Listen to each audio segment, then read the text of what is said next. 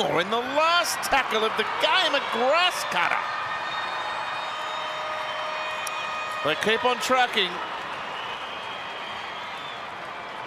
It is such a professional machine.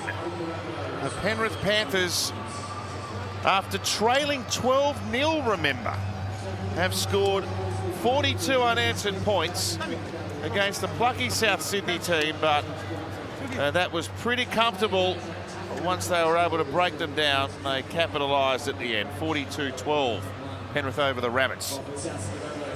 As the rain starts to tumble down on Ben Hornby's first appointment as an NRL head coach. Can't be any knock on his team's effort, but certainly some areas that they need to continue to address. Yeah, well, it was a promising start, wasn't it, from the Rabbitohs? They scored a couple of tries. It was on a 12-man outfit, of course. And a player in the bin, Isaac Tungwall. There you go there, live ladder.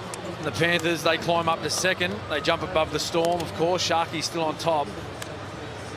And unfortunately for the Rabbitohs, they stay at the bottom. A lot of effort tonight. Big occasion for one of their longest-serving players, Damien Cook, playing his 200th. But when it mattered, it was all Penrith. And the Rabbitohs, they fell back into some bad habits from previous weeks.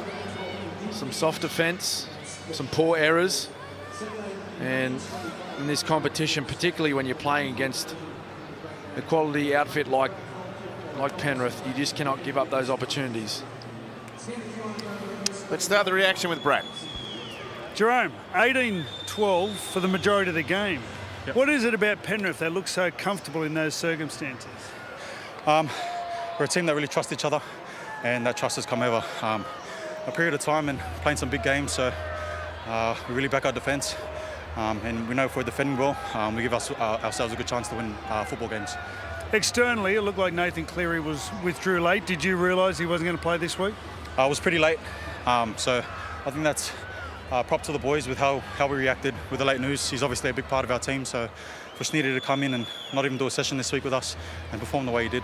Big props to him in the way he prepared. Now, he's had to do that a couple of times this year. When you first set eyes on him in the pre-season, did you realise he had the ability to step into the team, Brad Schneider? Yeah, definitely. Obviously, like I said, the way he defends, he's a really good defender, and the way he carried the ball tonight was really good as well. He's got got a good running game, and the way he controlled the second half, put the ball in the corner, and he backed our defence. So I thought he did really well. Do you know who you're playing next week? Stephen Crichton. Yo, hey, right, my guy. Take it easy, bro. Good luck.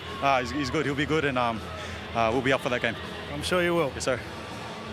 Over to you, Danica. Thank you, Freddie. I'm here with Damien Cook. Damien, a really tough one here tonight. You lost your halfback, you lost your fullback, you had sin bins as well. It's a tough way to go down.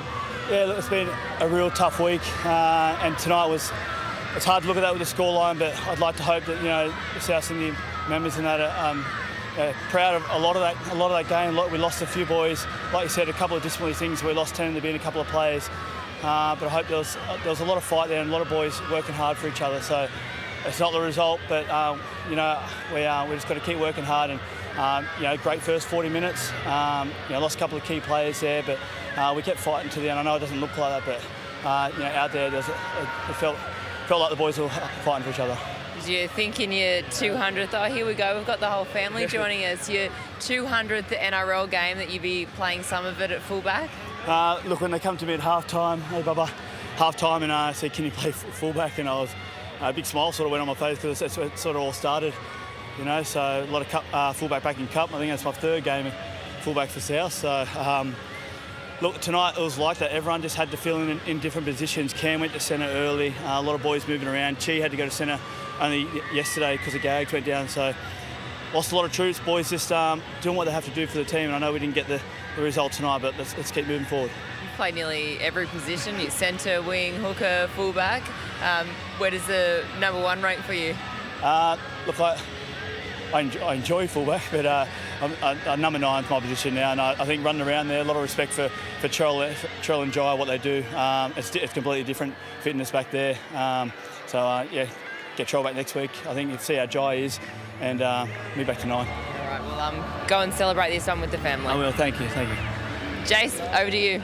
Thank you very much, Danica. Damien Cook, game number 200. That man on screen will be a handy addition next week. Cody Walker tried his heart out for the Rabbitohs tonight, but in the end, 42 unanswered points they conceded as the Panthers did what the Panthers do best. Smelled a bit of blood and absolutely had a field day in that second half as the rain comes down here at Accor Stadium. Kia Thursday night knockoff. Alana Ferguson and Billy Slater with me as we look back on, look, I guess in the end, Bill, the scoreline looks inevitable. If you wind back to what we've seen unfold for South Sydney, how would you sum up what you saw out there tonight? Well, it reflects the form of both of these teams coming into this game. And look, when you play the Panthers, they test your mental toughness and they test your back-to-back efforts more than anyone in the competition.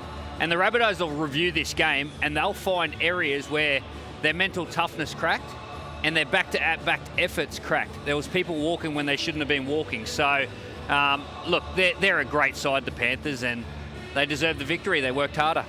They certainly did. They were up against it too, South Sydney. Like losing your fullback, if you lose your 1 and your 7 in any team, that makes a hard game so much tougher. But you're right, it still took 18 minutes for Penrith to get on the board in that second half. They were in the fight. I thought they looked really brave, but at times just uncomfortable, out of position, and then that's when the effort came in at the back end when they started piling on a couple of points. But it's still a brave effort for a lot of that from South Sydney. All right, let's head back down onto the pitch. Over to you, Danica. Thank you, James. Yeah, Freddie and I are joined here by Isaiah. Yo, Isaiah, a close one early, but you just ran away with it in the end. How would you describe that one? Yeah, scrappy. It was that start was disappointing, obviously. Discipline was letting them into our own end, and then had the sin bin, and then just off the back of that, you'd like to think we'd react a little bit better, and all of a sudden we're 2 tries down and having to 2 tries down, to find our feet a little bit, but I thought the way we were able to run on, particularly in that second half, was good. Now, watching your game, it sort of changed through the second half. You went, it looked like, from a ball player to just someone who was going to make murders. Was that the case? Yeah, a little bit. I just felt like there was space opening up. They'll get more tight through the middle. Felt like we're trying to move them around, but we weren't sort of denting them like we'd like to, so I just felt like that the space was there and just run to that. So I guess, I was just trying to make sort of a bit of an in-game thing, and Do some of your players amaze you at times? Like Dylan Edwards, 7 from 7. Sunny Taruvi goes in at the end, double pumps, puts someone in a little bit of space. Do they keep surprising you, your teammates? Yeah, they do. I just feel like Dylan's gone to another level when he's finally starting to get the raps he deserved last couple of years, and now he's just felt like he's been one of the better players in the competition. He's been outstanding for us every week, and then obviously Teets and Nia there. He was he was outstanding for us. He was pulling out some things I hadn't seen before from him, so that was nice. Another one as well, Luke Garner, try-scoring machine tonight. He nearly scored a hat-trick if Tags passes it to him there at the end, but look, he's been really good. He's obviously having to work hard there. With Scotty Sorensen's missing a lot of footy at the moment, so it'd be nice to get Soro back, but Garner's taken it with both hands. It's been good. Now, we're talking to before, most of your team have only been used to winning. You know, about 8 years ago, Penrith had an awful season. And, it could have been one of those periods where the club just went into that mindset of losing. Do you ever talk to the players about that? I'm probably the only one who's been through it, I think. It was 2015, if we lost the last game of the season, we got the spoon. So there's been a lot of change since then. But I feel like, for me personally, that's not a bad thing to have the back of my head and not be happy about it. So I'm glad the boys don't know that feeling, but at the same time, it can help build a bit of resilience as well. But obviously, I'm very happy we are where we are and not back there.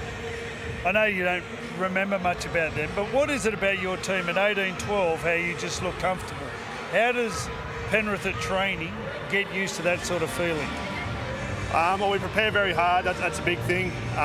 Preparations, we want to get that right every week. It's not always perfect, but I just feel like if we work hard at training, it's going to make that game day easier. So that's our priority throughout the week, and we just do that to set us up. So I feel like we're confident when it's end-to-end football and we grind. I feel like we do that better than most teams in the competition, and I think having that confidence there and when it gets tough, that's a good thing. What about next week, up against the Bulldogs, up against some of your former teammates? But the question is, Nathan, do you think that he'll be right to play?